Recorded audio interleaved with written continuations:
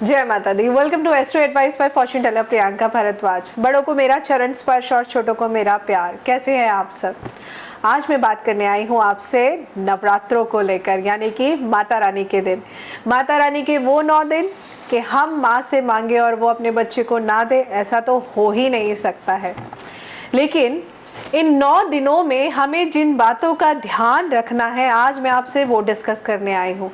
कुछ तो आप ही लोगों के भेजे हुए सवाल हैं जिनका जवाब मैं आपको 1 बाय 1 देना स्टार्ट करती हूँ, और जुड़े रहिएगा एस्ट्रो एडवाइस चैनल के साथ, क्योंकि इन नवरात्रों में हर बार की तरह मैं नए अचूक उपाय लेकर आऊँगी जिनको करने में चूक नहीं होनी चाहिए, और चूक नहीं हुई तो आप जो चाहते हैं आपको ज़रूर मिलेगा।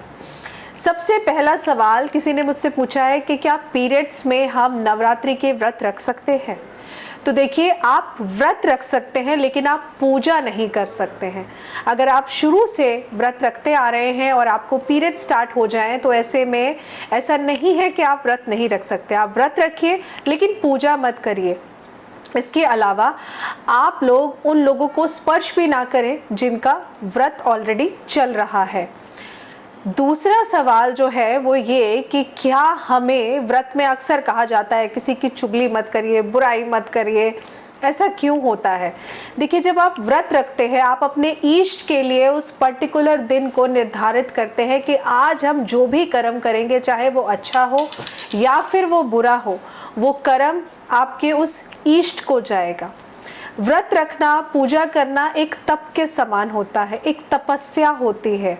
इसीलिए कहा जाता है कि अगर आप व्रत रखते हैं तो कभी भी व्रतधारी को, जिसने व्रत रखा हुआ है, कभी भी उसको किसी की बुराई नहीं करनी चाहिए, चुगली नहीं करनी चाहिए, क्योंकि कर तो आप रहे हैं लेकिन वो कर्म जा कहाँ रहा है? आपके इष्ट के ऊपर जा रहा है। तो इसीलिए कहा जाता है कि जब आप व्रत रखते हैं तो कोशिश करिए कि अगर आपकी आदत है, आपकी हैबिट है, आपसे नहीं रहा जाता है मिर्च मसालेदार बातें किए बिना, तो आप अपने आप को थोड़े दिनों के लिए सोशल मत होने दीजिए, क्योंकि अगर आपकी हैबिट है तो बुराई भी आप ज़रूर करेंगे, और बुराई करेंगे तो जितनी पूजा पाठ आपने करी है वो सब आपका बेकार जाएगा।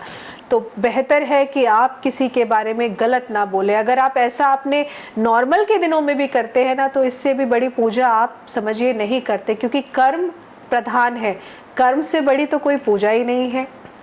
इसके अलावा जो तीसरा सवाल आप में से किसी ने पूछा है कि अगर हम सिर्फ पहला और आखिरी व्रत रखते हैं तो क्या हमें बीच के दिनों में पूजा करनी चाहिए कि नहीं? तो देखिए, आप व्रत चाहे फर्स्ट रखें या लास्ट रखें, फर्स्ट और लास्ट क्यों ना रखें, व्रत हमेशा जोड़े से रखें। और दूसरी बात, पूजा आपको रोज़ करनी चाहिए। व्रत आप रोज़ नहीं रख पा रहे हैं, कोई बात नहीं, लेकिन पूजा आप रोज़ करिए। पूजा के फूल जो आपने चढ़ाए हैं वो उनको रोज़ाना बदलिए, साफ़ सफाई चौकी की रोज़ाना करिए, भोग आप रोज़ाना लगाइए। लेकिन ऐसा नहीं होना चाहिए कि पहले और आखिरी दिन सिर्फ माता की आप पूजा कर रहे हैं, बाकी दिन चौकी की तरफ झाँक कर भी नहीं देख रहे हैं कि आपने चौकी को स्थापित करके रखा है तो आप उसकी पूजा कर लें। ऐसा नहीं होना चाहिए। तो आप ध्यान रखिए कि आप व्रत चाहे 2 रखें, चाहे 4 रखें, चाहे पूरे रखें, पूजा आपको प्रॉपर करनी चाहिए। इसके अलावा बहुत इंपॉर्टेंट चीज़, जिनकी कुंडली में गुरु ग्रह खराब है, या जिनकी कुंडली में शुक्र ग्रह खराब है, या नीच के हैं, या पीड़ित हैं, तो आपको अखंड ज्योत अपने घर के अंदर बिल्कुल भी नहीं जलानी चाहिए, क्योंकि अगर आप ऐसा करते हैं तो ऐसा करने से आप गुरु और शुक्र दोनों ग्रह को खराब कर रहे हैं। तो ऐसा बिल्कुल भी मत करिए। और चौथी इंपॉर्टेंट चीज़ लास्ट जो पूछी कि मैम नमक खा सकते हैं कि नहीं, तो देखिए, मैं आपको एक चीज़ कहूँगी, अगर आप सेंधा नमक खाना चाहते हैं तो वो भी आप कोशिश करिए कि दिन में ना खाएं, रात्रि के समय खाएं, क्योंकि दिन में किया हुआ हर कार्य उसके सूर्यदेव साक्षी होते हैं। और आपने देखा है ना, कुंडली में जब सूर्य ग्रह खराब होता है तो हम कहते हैं कि नमक कम से कम खाइए। तो व्रत अगर रखते हैं, नमक आप खाना चाहते हैं तो दिन में अवॉइड करिए, और दिन छुपने के बाद में आप ज़रूर खा सकते हैं।